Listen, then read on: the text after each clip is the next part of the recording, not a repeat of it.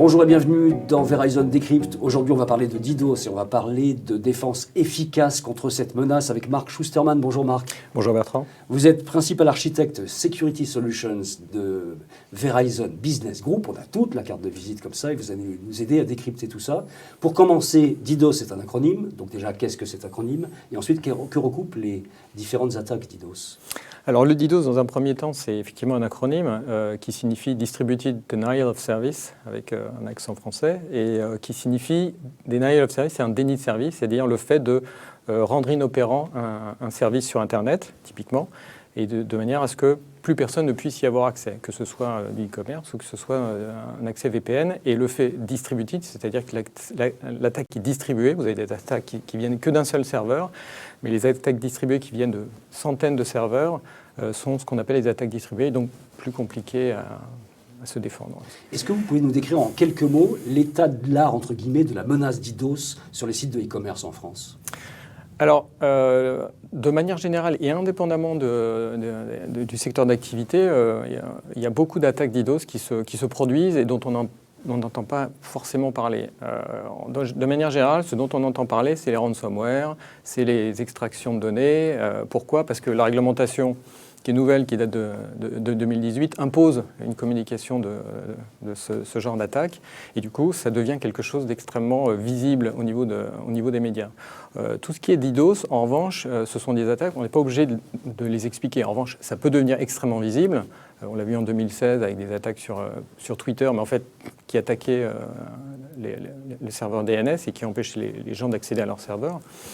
Mais voilà, donc c'est quelque chose qui n'est pas très connu, mais ce qu'on voit, alors Verizon sort tous les ans le DBIR, Data Breach Investigation Report, c'est un nom assez long, qu'on sort depuis 15 ans maintenant, et donc on a une vue comme ça sur plus d'une dizaine d'années, et on voit que, de manière générale, les attaques DDoS représentent entre 50 et 60% de toutes les attaques, largement au-dessus des ransomware, de l'ingénierie sociale et de ce genre de choses. Donc, l'état de l'art, c'est que les attaques DDoS, il y en a régulièrement et que ça ne s'arrête pas, y compris et en particulier pour le e-commerce, effectivement. Lorsqu'un site e-commerce est victime d'une attaque DDoS, c'est un petit peu la double peine, parce qu'évidemment, il y a le chiffre d'affaires qui est impacté par le fait que le service est indisponible, et puis il y a, en termes d'image de marque, une dégradation qui, évidemment, peut être préjudiciable. Comment est-ce qu'on fait pour gérer un petit peu ça ? Comment est-ce qu'on fait pour limiter au maximum, finalement, la surface possible d'attaque ? Alors, c'est un problème particulier pour le e-commerce parce que en fait son exposition c'est comme ça qu'elle vit, c'est comme ça que ce secteur de commerce vit, c'est-à-dire que si je ne suis pas exposé, je ne suis pas visible et du coup je ne fais pas de commerce, donc je dois m'exposer et donc je dois je deviens la cible effectivement d'attaques de type DDoS. Donc en fait c'est une espèce de situation qui est un peu particulière pour le e-commerce, un peu plus que pour les autres secteurs d'activité effectivement, puisque tout le commerce a lieu en ligne. Et donc, si un service tombe, effectivement, pendant toute la durée de cette attaque, du fait qu'on ne puisse pas accéder au site, le chiffre d'affaires descend. Il est nul pendant cette période-là. Or, ça dépend. En une heure, on peut perdre 100 000 euros de chiffre d'affaires sur certains sites de e-commerce, en particulier en France. Donc, la double peine, alors oui et non. La double peine, ça arrive plus quand on a de l'exfiltration de données avec des données exposées où là, vraiment, il y a une publicité qui est extrêmement négative. Si on a une seule attaque DDoS, bon, les internautes qui sont... Il y a une notion d'urgence de la consommation dans le e-commerce. Donc on veut cliquer tout de suite, on veut notre PC tout de suite parce que c'est urgent. Donc si je n'ai pas accès à mon site, je vais aller sur un autre. Donc il y a une perte. Mais la réputation, pas vraiment. Si en revanche, il y a des attaques DDoS régulières et que de plus en plus, je ne peux pas accéder au service, là, ça pose un problème.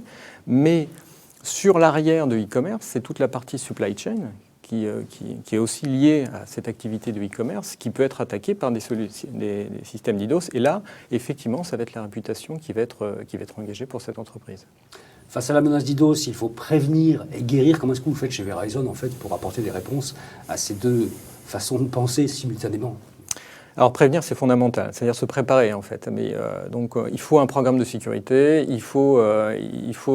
ça commence par la gestion du risque, c'est-à-dire connais-toi toi-même. C'est une phrase qu'on connaît depuis très longtemps, depuis Socrate. Et donc tout l'enjeu, c'est d'arriver à savoir qu'est-ce que je dois protéger? Alors pour l'e-commerce, c'est relativement simple, sauf qu'il y a d'autres choses derrière. Je parlais de supply chain, il faut regarder derrière ce qui se passe aussi, parce que ça fait aussi partie du business model du e-commerce. Et donc, pour se préparer, il faut regarder ce qu'on a. Donc si on a des serveurs, il faut regarder comment ils sont protégés. Est-ce qu'ils sont suffisamment sizés, en anglais, c'est-à-dire qui ont suffisamment de puissance pour recevoir des charges, y compris des charges. Parce que j'ai entendu, je vais vous donner un exemple, j'avais un site de e-commerce avec qui je discutais, un RSSI, qui me disait, mais en fait, une fois, on a eu comme ça un site qui est tombé.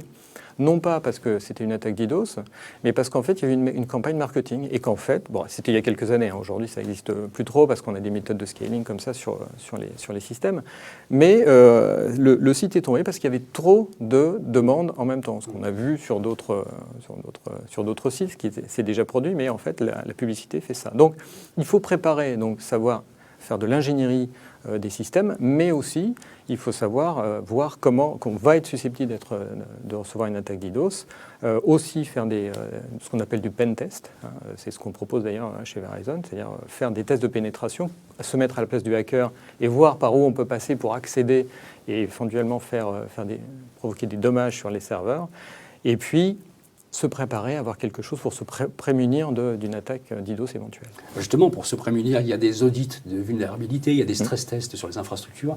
Quelles sont les méthodologies que les experts de Verizon ont mis en place en fait, pour pouvoir couvrir un petit peu ce champ de protection?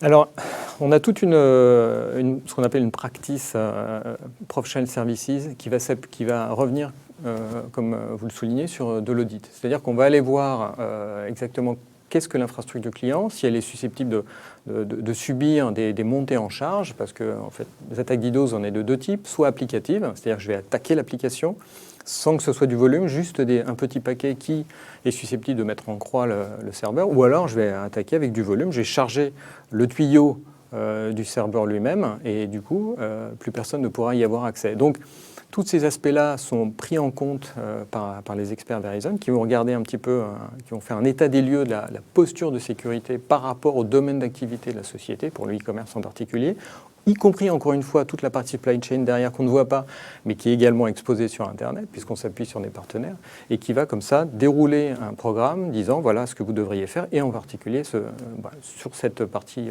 DDoS, faire quelque chose et s'en prémunir.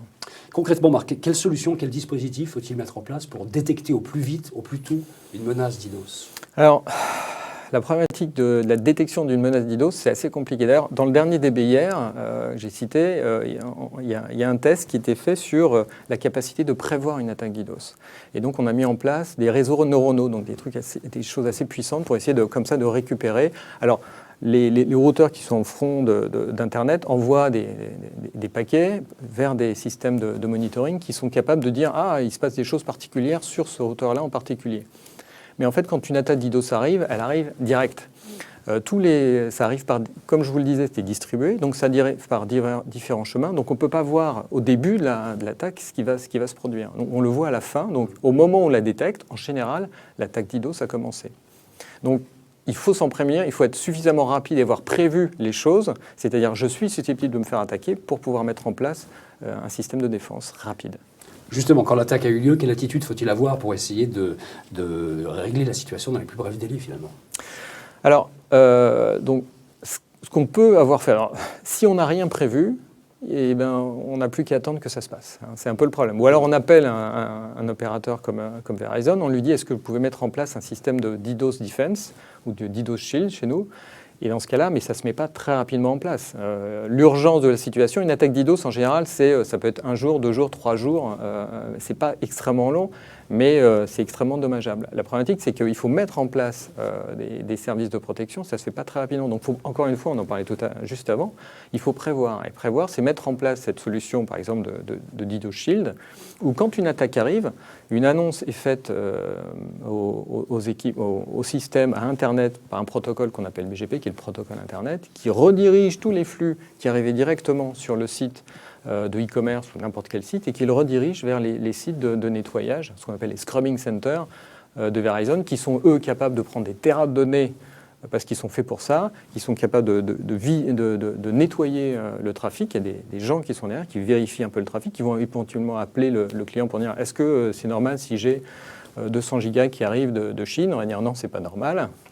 Bon, ça c'est le cas le plus simple, mais en général c'est pas simple du tout.